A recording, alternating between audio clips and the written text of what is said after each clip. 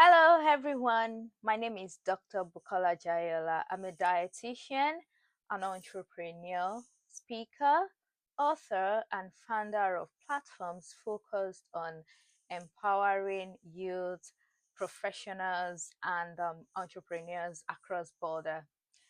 Today, I've been invited by the RitaRock Educonsult to talk to you about the mindset that allow you to compete globally, even if you're starting locally. And I must say, it's an interesting topic. I love it when I saw it.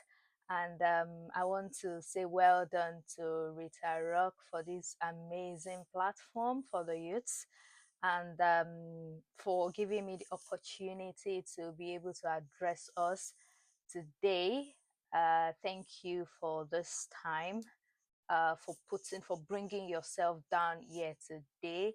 I celebrate you. I celebrate the organizers, the team, everybody that has been able to put this together today. And I celebrate my co-speakers.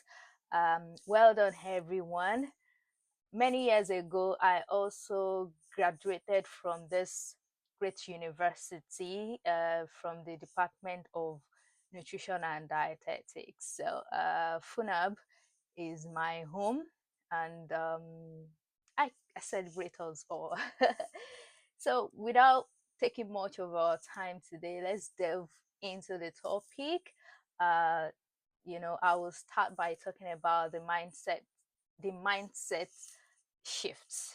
you know it's an area of discussion that interests me so much, and it talks about um from local thinking to global thinking, which will be the first area of discussion today in this my video.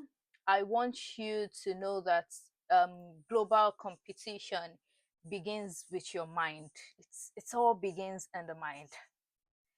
It's not a function of where you are right now. It's not a function of your position. It begins in your mind. Many students think they think I need to relocate before I succeed. Some think I need connection abroad. Some are so focused on their friends abroad, their cousins, their brothers, the family they have over, abroad. They they feel they need that connection before they can succeed. Another mindset of some student right now is I need money first to start. So these three types of mindsets, as you know they've gotten a lot of people stuck. These three type of mindsets have gotten a lot of people stuck. Instead of you thinking this way, as a student, I need you to start thinking another way. I need you to be aware that global access is no longer about your geography. It's no longer where you are right now. It's no longer because you are a student of FUNA, because you are in Alabata, because you are in Abeokuta. You think you are not global. No, global. Maybe mistaking people take global access for traveling abroad, because a lot of people think once they've been able to be away from Africa, they've been able to go to another country, they think they are already global. They think they have the global access already. No, you are not global yet until you start being patronized. Like for a business person, you can't call yourself, you can't say your business is global yet until people people that are not your country, that are not from the same country with you, start patronizing you. That's when you can call yourself global. Because you've left Nigeria, you've gone to another country, doesn't mean that you are now you are now global in whatever you're doing, in your career, your business, in your endeavors, until you know people from other countries start patronizing you. People from other countries start doing stuff with you. That's when you can call yourself global. And I can tell you that you can be in your room, you can be in that local place, that same Alabata, that camp area that you think is a local place. You can be there and get patronized by an American. You can be there and get patronized by a Canadian citizen. You can be there and get patronized by an Australian citizen. In that way, you can now start calling yourself, you can now say you've started having the global access. And that means it's not until you leave the shore of Nigeria. So I really want to break this down for us. So I don't want us to get, don't be intimidated, because some of us because some of our friends have already relocated. You see them in various states. They take pictures. Because of that, you feel intimidated that, oh, this person has now gone global.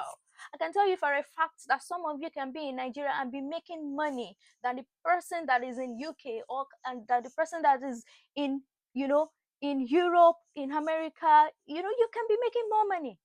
And how is that possible? It's because you have some certifications that even somebody in UK doesn't have.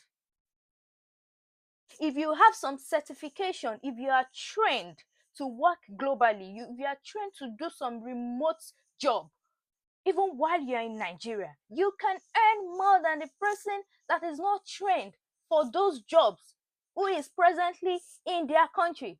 They don't mind giving the jobs away to the person that is not in their country.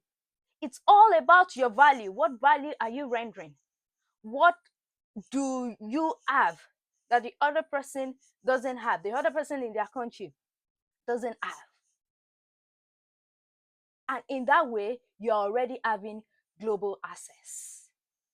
So it is about you positioning yourself.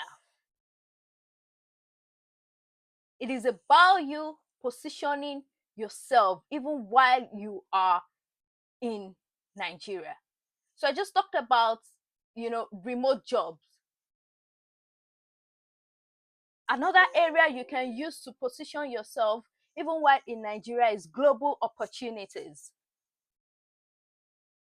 There's a lot of global scholarships that you can apply to. There are other digital platforms that you can use to stay relevant. There are other certifications that you can start writing, that can take you far ahead of your mates. So all these things, by the time you put them together, these things can separate you from your mates in class. You guys are taking the same course, but they don't know that you've already gone far because of how you've positioned yourself, what you're learning. So today I am going to teach you three mindset shifts that you need to know. One, think skills. Start learning skills. Not the title. Yes, I know that you're doing well in your academics. I know that you're striving hard. Good. I love that. When I was young, when I was in university, I also tried my best, to ensure that my academics, my school is my number one. But what are you doing aside that? Aside pushing for being a first class student, what other things are you aiming to achieve? Because we have a lot of first class students right now that they don't have the skill set to qualify in the job market, and the pool right now in the job market is very, very competitive. So you need beyond your academic knowledge to be able to stand out. Not even this period that artificial intelligence is taking over. So you cannot afford to just stay on what you're being taught in school. And aside that, you know, as you are in school right now, are you learning to pass examination, to pass your test, or you're learning to know? Because it's life after school that would expose a lot of people. It will expose what you are learning for. If you're learning to pass your exam, or you're just learning to know, or if you're just learning to pass your exam, or you are actually learning to know, so that beyond school you can be able to qualify.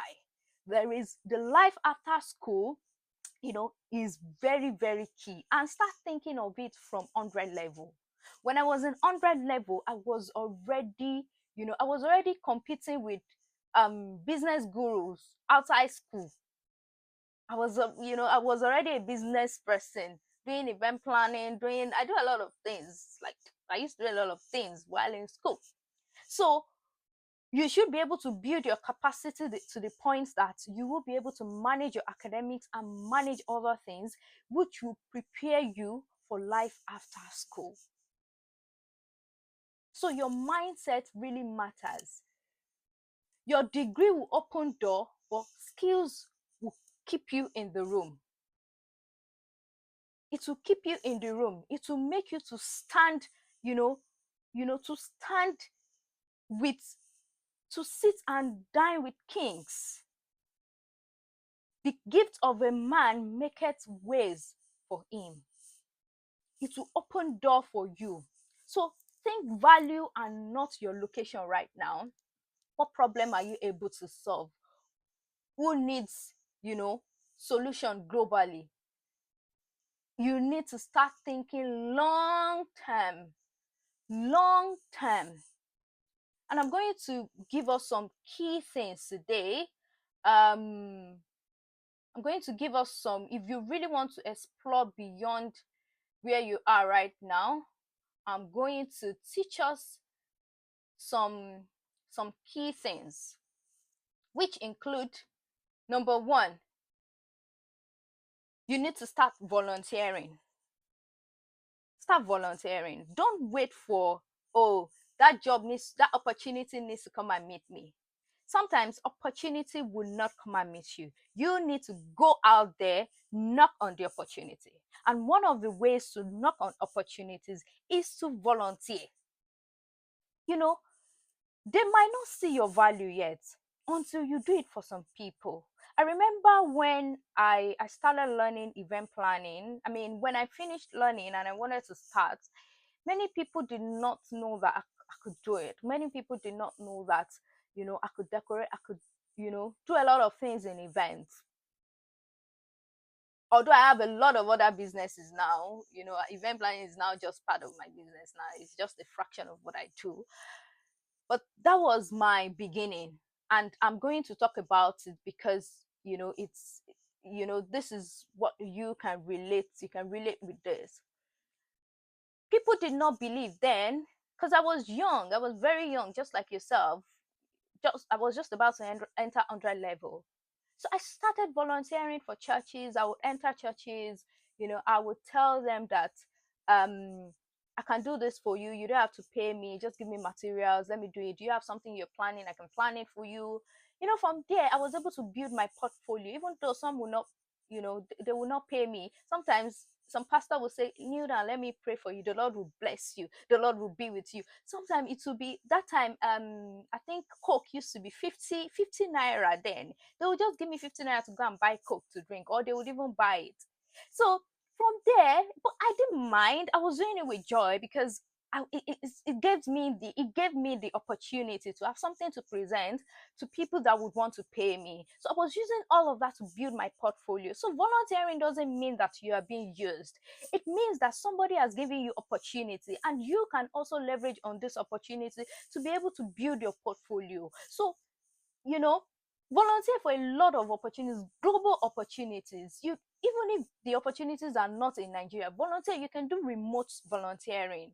It's part of it. Some volunteering can even take you out of Nigeria. By the time you appear, you apply, if you qualify, they can sponsor your traveling and all of that. And it will now go beyond volunteering. Another, aside volunteering, internships. if you are into IT right now, or you, and let me let you know that IT skills has gone beyond okay, computer science. It be gone are the days when it used to be computer science students that are into IT skills, that do all of that. But now a lot of people, you have to be tech savvy now if you want to, stand above your peers, if you want to go for interviews and you would have something to qualify for beyond whatever you have, you have to be tech savvy. The world that we have right now, so it is very, very competitive now. So you you should, if you're learning tech skills right now, start looking for internships. Don't wait until you finish learning. Another thing is, start doing small projects. It doesn't have to be a big project that you would need money. It could also be a big one. If you have sponsors that are able to sponsor you, all these projects based on your area of interest. I could remember, if some of us are aware of Next Big Do Hub, we started it in Funab. I started it when I was in, I think, 200 levels or about. It started like, like a sort of small project then, to now become something big today that we've been able to record, a lot of people that have taken part in our empowerment and all of that. And growth has happened over time. So it all started small. So you can also start your own project, start building, let people see what you're capable of doing. That's when they will be able to give you more to do. If they can see what you've done, what you're doing. And you can also start doing freelancing.